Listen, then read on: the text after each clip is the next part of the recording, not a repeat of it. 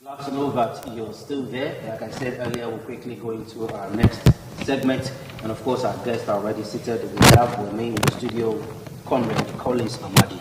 Comrade Collins, good morning. DPO, good morning. Good morning, viewers out there. All right. Sitting close to him is Ambassador.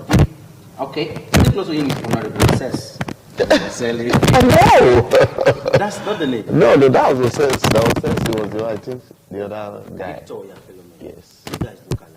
Really? I wouldn't know why I missed it here. It's good to have you on the show. Thank All you. right, now the other person will be joining us via phone call or through Zoom. We're having a little technical hitch, but we hope we'll be able to get him on board. Talking about Honorable Oses. He will be joining us from Abuja. Let me start with you. 2023, the ball is already set. INEC has already given the go-ahead. What should Nigeria expect? Let me start with you, Comrade Collins. Thank you very much. Nigeria narrowly, over the time, have yearned for quality representation. Year in, year out, candidates will come, and the slogan will always be, I will give a good representation. I don't think anything will be different this time, apart from still trying to choose those leaders who could be passionate about us as people, about us as an entity. Just to say that 2023 will come, there are a lot of things too that the citizens are expected to consider, even in choosing their leaders. More especially for those who may have been there and want to return back as candidates. Some governors are going back for re-election, some senators are going back for re-election, some members of House of Rep, and even House of Assembly across the country. But however, their immediate constituency must indeed do an overview and see that the first one we have sent, how have you performed? And two, there are also fresh bloods also coming in into different positions. There are also the need to check, not on the basis of sentiment, to really do an overview that can this person do what he or she is saying? Because it's easier to say the other action will be the most important thing. If you say, can you do? Some probably make promises. And when they get into government, they begin to say, we didn't know the treasury was this empty. We didn't know there was a lot of this deficit. And I think first and first questions and basic questions we shouldn't even be asking the candidate, how far are you abreast with situations on ground? Okay. Both in the economy, in the security, in all of representation. You find that because it's not just all to say, I will build skyscrapers, I will do this, and you don't even know how to go about it. You don't even know the modus operandi of government, as it were, because some are coming, they don't even know how government operates. You don't even understand that they are bureaucracy. Some can tell you, once I come into government, in the next 6 months, I was going to build a train from here to Jamaica, not knowing that they have to go through legislature. Some of those actions or capital projects you need to do. And if it's going to go through legislature, at what point and at what time can they legislate upon it and it become, something that can be materialized? Let me come to Ambassador Victor. Now, your party, the PDP, I'm actually putting this to you. There's this serious rift between the presidential flag bearer and a key stakeholder of the party, talking about Governor Nyesom Wike. Don't you think this continuous rift that looks like it doesn't have an end yet, because it looks like each time we just wake up to one story or the other. It has to do with the two of them. Don't you think this will affect the candidacy of Atiku Abubakar? Yeah, good morning, my brother, and good morning, viewer. Thank you for having me. Firstly, in all political parties, as far as politics is concerned, there are bound to be rifts. There are bound to be, misunderstanding. To me, it's not new what we are seeing today between perhaps Alhaji Atiku Abubakar and His Excellency Governor Nyesom Wike. But one thing I want to say here is they must work together. I'm saying this because I know PDP as a party, they have the instrumentality, they have the mechanism to always curb internal crisis. So, and I am strongly convinced that between now and the next couple of weeks, PDP as a party is coming out stronger with all aggrieved members, coming out in the united party. So, and secondly, the PDP as a party is not banking on one stakeholder to win their elections. You understand? Because in the Nigeria today, they are tired of the situation on ground. But with the continuous rift, don't you think it will have a kind of give the electorate worries? But yes, it's giving them already. But what I'm trying to tell you now is that rift will be resolved in the next couple of weeks. Let me use the word weeks because I know the mechanism for reconciliation, they are already in place. Okay. So I can assure you, and I can assure all the various supporters of the both parties that these two people, they will come out as one, as one formidable party to ensure that victory 2023 is sure. Okay, let's quickly get to Honorable Oses now, Eromosele, all the way from Abuja. Honorable Oses, good morning. Yeah, good morning. Thanks for having me. Good morning, good morning, Nigeria. How are you doing? I'm doing excellently well. Bring you live on Zoom, but we're still working on that. But however, we can go on with the conversation. Is that okay? Oh, it's fine. Okay, over 70% of those who actually registered are actually youths. Now, you are of the Labour Party. Do you think this will give your party any source of hope come 2023? Wow. It's a nice question, though. And I'm happy presently you are even in Edo. You know what is happening in Edo? To be precise, not just Edo, all over the country. You see the youth coming out, the men, the women coming out, the people donating their building, not just building children. That has never happened in Nigeria before. Without people know this, they know the children. So I'm not saying that the Labour Party will win all their elections because sure they are going to win. Yes, with all this happening, they are going to win. You go every street, you had some time ago, like 2 months ago, the governor actually referred to it, telling the youth to like every house they are now shouting to it. Every house, and the governor who has access to every information in the street is Obedo. So which one come out to say that that's the manifested, So yes, that's what I like about His Excellency, my beloved governor. He's a man of peace, and for you to understand that, know what that means, Everything they do, President, like peace is the name of us. Okay, you're still going to hold on, all right? Let me get back to people in the studio. I know you want to share something on this. You have a thought to share on this. First, let me quickly digress a little. You are on the APC. Of course, very well. Okay. A very proud one. On PDP affairs, please you allow me to just a little. I'm happy that Nigerians already have begun to see the candidates. Now, if after the primaries PDP had, long even before APC, only one factor, Alhaji Atiku Abubakar could not manage it till now, and it's metaphosing. That is to tell you, he can't even manage which Nigeria. Factor is that now? The factor of the weakism that is in the party. Now, the National Working Committee is torn into two just because of one. But for Comrade Collins, every party have their own internal crisis. We know. Your party now we already have candidates who said they want to manage Nigeria.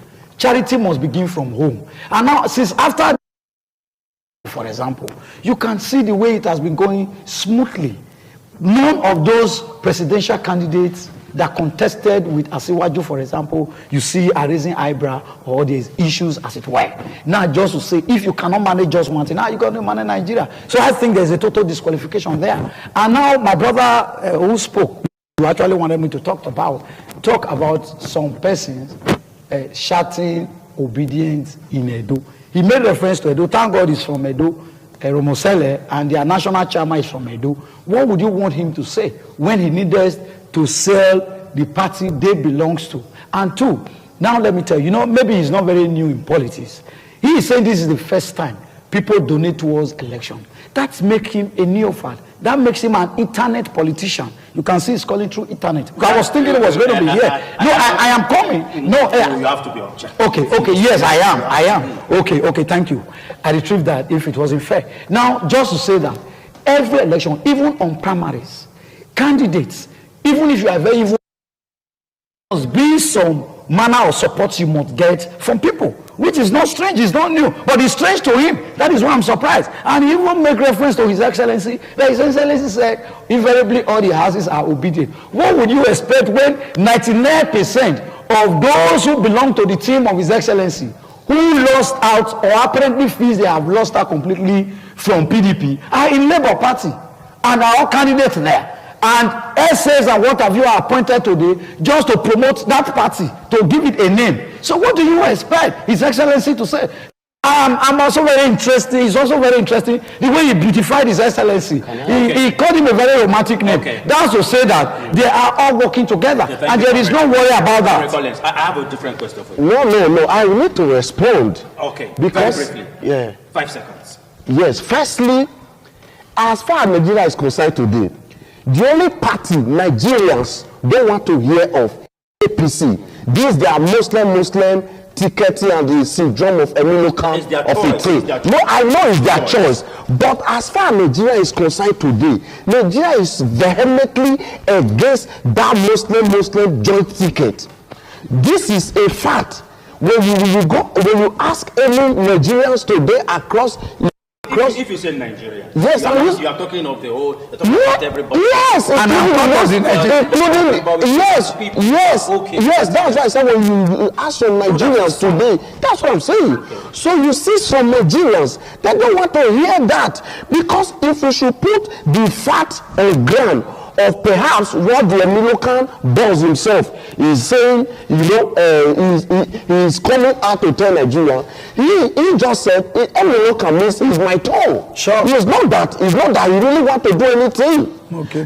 As it stands today, NPC as a party should not even seek for vote from Nigerians. They deserve to be stoned. Because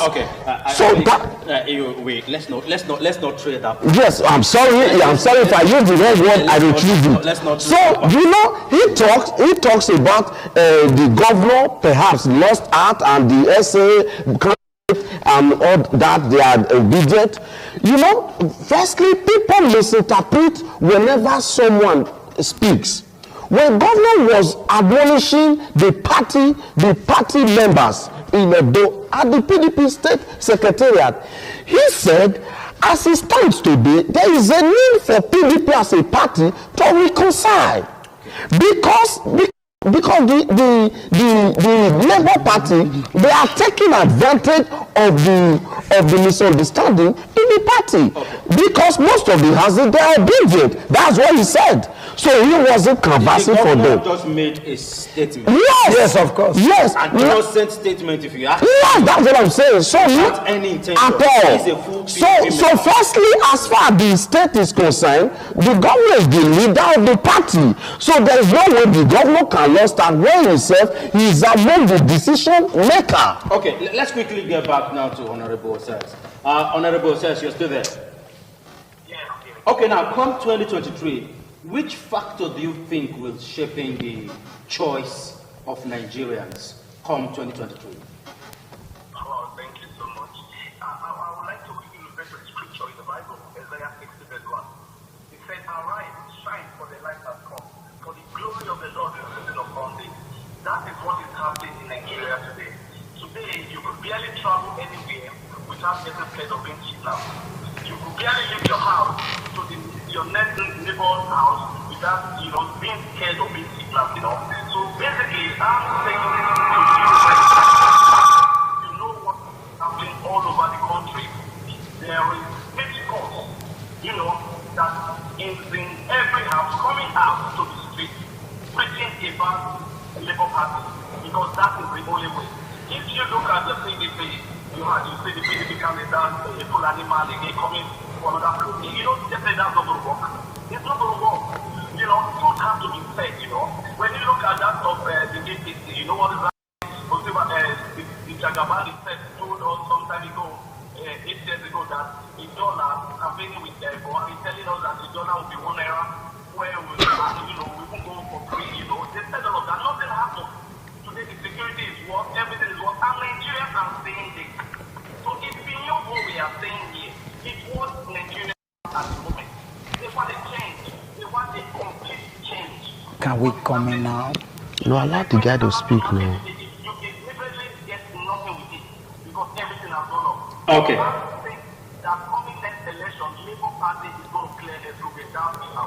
All right, that's your submission. All right, let me quickly come back now to Comrade Amadi. Comrade Amadi, I want to put this to you.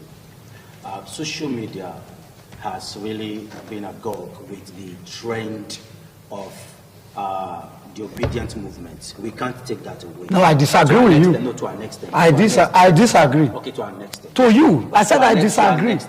Now, do you think every candidate on the social media? Do you think social media can actually have a role to play in the victory of any of the candidates?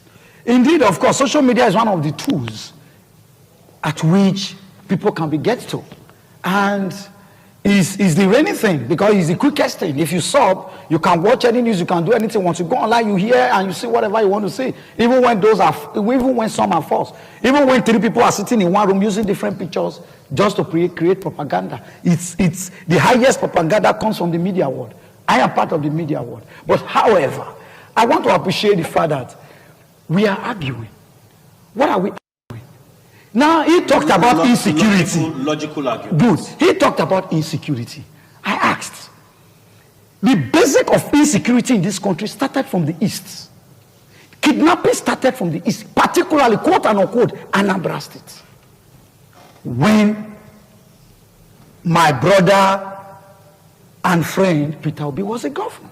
You can go back to history and go and start checking when it all started. And now if they could not curb insecurity in Anambra, till tomorrow I'm sure it's still on.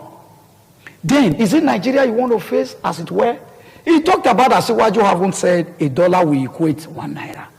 Yes, indeed, he said, send DPO. I'm supporting you to support DPO.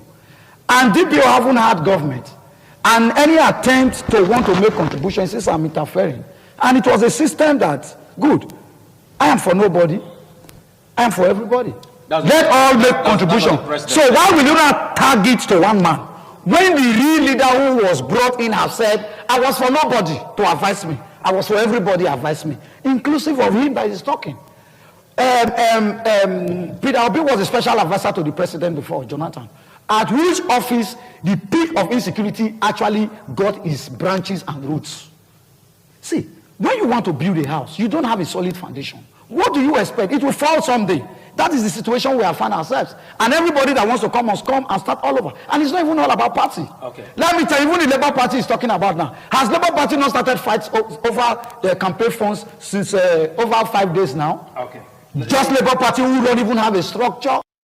For example. You don't have to say that. Yes, no, I'm telling you. Now what I'm trying to tell you, they don't have an organized structure across the country. Where you have AGHMNs of party over the time.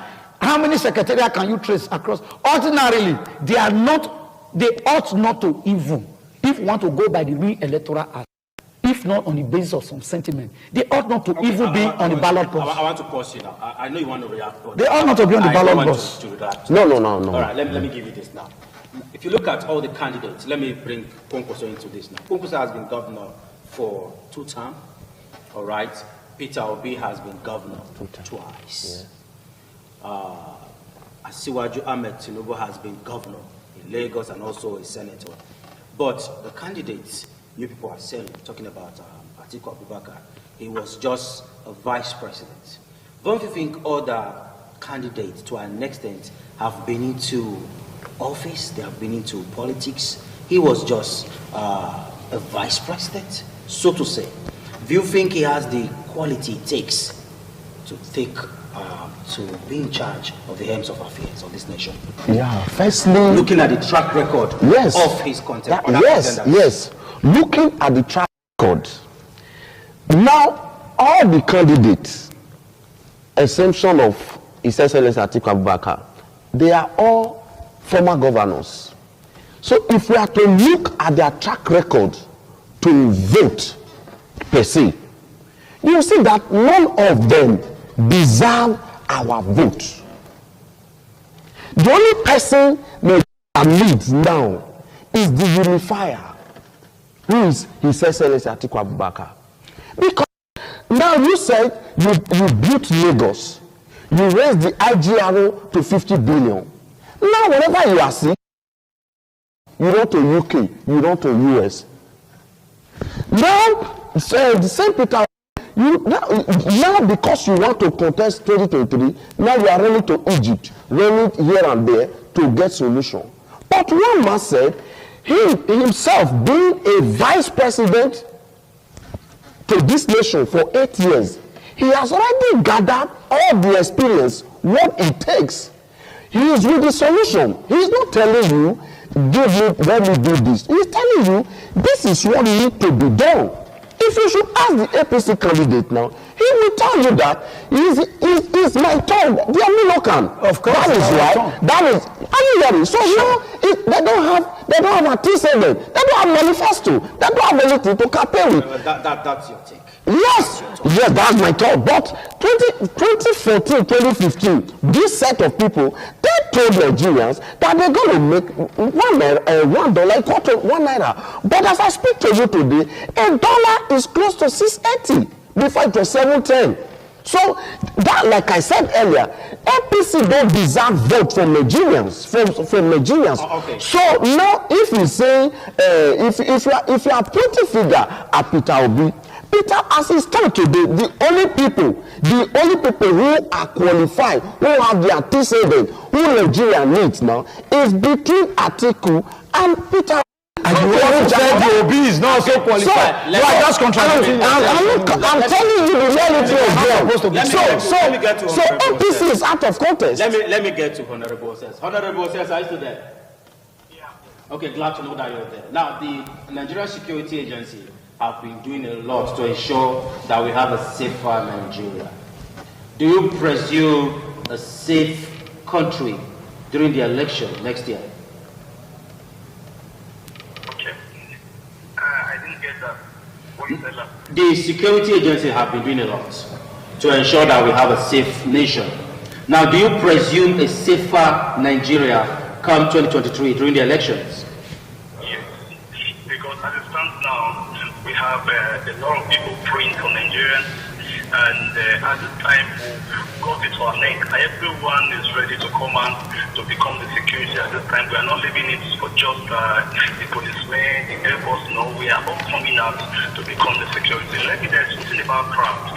If you know, I heard what my brother said there, that Labour Party don't have structure, they don't have executive, they don't have party members. Brother, after I speak of the local government, all the units they have meet on daily basis. You guys are taking Labour Party for granted. Let's watch and see how the election goes. I will let you know that every civil servant in Edo State, every man and women, youth, they are ready to make a change this time. And that's Labour Party. For the security, it's sure everyone should be safe. Everyone will be safe. No to have fear.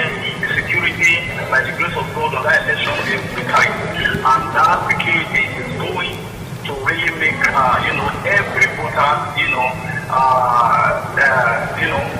peace. Let me use that word. Every voter will be at peace, no fear, no alarm.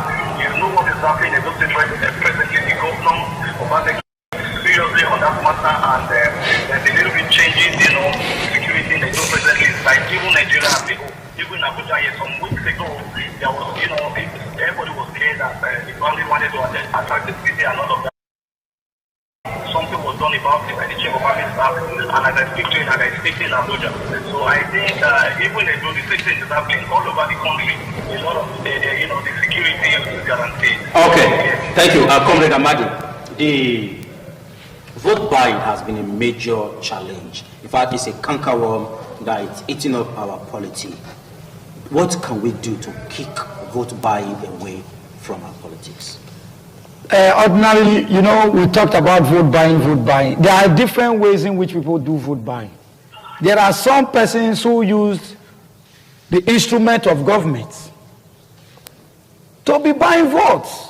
When you begin to do a constant transfer through what have you, and you go back and call them for programs, and it's not vote buying because it is geared towards voting for me. It's not sustainable. So anything that is done that is not sustainable at first, let me tell you, sitting government uses instrument of government, for example, to do vote buying.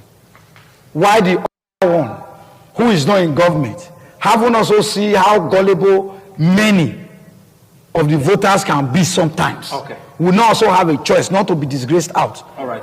Would want to also pull some trend. And in doing that, you see them, ordinarily vote buying is not what should be encouraged by any sound human being. All right. How can you vote when you want to represent people? When you buy vote, at the end, what would come up of it? Thank you. Now, let me also say, even as we are rounding off, my brother who spoke and said everybody was going to police his vote, sure, everybody have always policed their vote. But he must also understand that it is not one party that is going to this race. Different parties are also prepared to police. Thank you. Thank you very much. Honorable Victor, thank you for being on the show. Honorable says, thank you so much for joining us all the way from the Federal Capital Territory. We'll quickly take a short pause now and make way for the segment in the show. We don't go nowhere.